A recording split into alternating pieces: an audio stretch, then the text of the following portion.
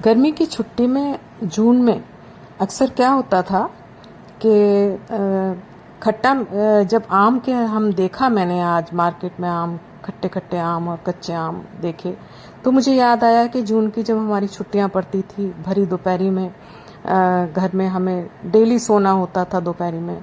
लेकिन जब मम्मी खट्टे खट्टे और हरे आम लेकर आती थी, कच्चे आम अचार के लिए, और उनको काट के धूप में सुखाया जाता था नमक लगा के। तो नमक लगा के दोपहरी में चुपचाप हम धीरे धीरे जाते थे एक एक करके, और दोपहरी में ही खाना शुरू कर देते थे नमक लगी हुई कच्चे आम। इतनी टेस्टी लगती थी, इतनी टेस्टी लगती थी कि उस समय हम इतना चुपचाप चुपचाप खा जाते थे कि हमारी आंखें लाल लाल हो जाती थी।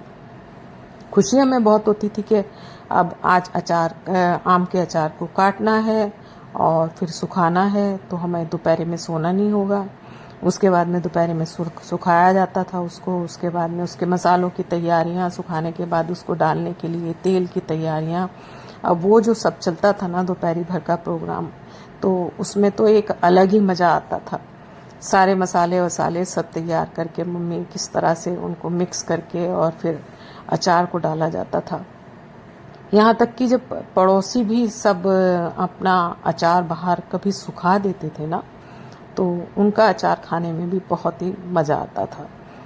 नमक लगा हुआ खट्टा जो आम का स्वाद होता है ना, शायद उसके जैसा स्वाद बाद में उतना नहीं आता।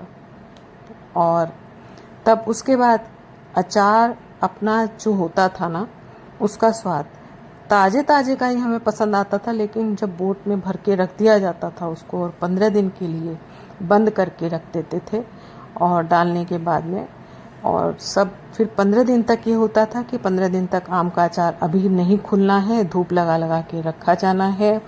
और उसके बाद धूप लगा लगा के उसको 15 दिन रखते थे। कम से कम 15 दिन के बाद जब बारिश, कहा जाता था कि बारिश हो जाएगी, उसके बाद ही आम के अचार को नए को खोला जाएगा।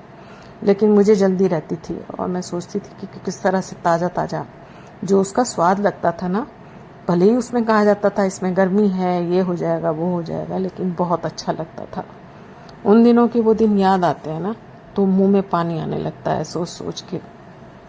सचमुच गर्मी की दोपहरी में भी अपना एक अलग ही मज़ा होता है जो आम को लेकर हमें था। तो यही है जीवन का दर्शन।